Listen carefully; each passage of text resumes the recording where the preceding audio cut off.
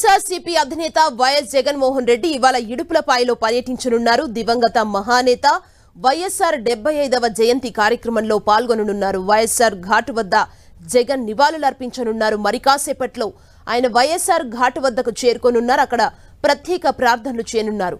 ప్రార్థనల అనంతరం తాడేపల్లికి వెళ్లనున్నారు. జగన్తో పాటు ఆయన తల్లి విజయమ్మ సైతం వైఎస్ఆర్ ఘాటు వద్ద నివాళులర్పించనున్నారు. అటు వైసీపీ నేతలు, మాజీ మంత్రులు, మాజీ ఎమ్మెల్యేలు, ఎంపీలు సైతం నివాళి అర్పించనున్నారు.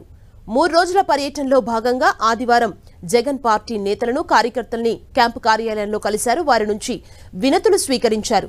కార్యకర్తలు, ప్రజలు, నేతలు, అభిమానులతో వైఎస్ జగన్ మమేకమయ్యారు. ఈ సందర్భంగా అందరినీ పేరు పేరున పలకరించి వారి కష్టసుఖాలు తెలుసుకున్నారు. పులివెందుల్లో పాముకాటుకు గురై మరణించిన బాలిక కుటుంబాన్ని పరామర్శించిన వైఎస్ జగన్ చిన్నారికి నివాళి అర్పించి కుటుంబానికి అండగా ఉంటామని భరోసా ఇచ్చారు.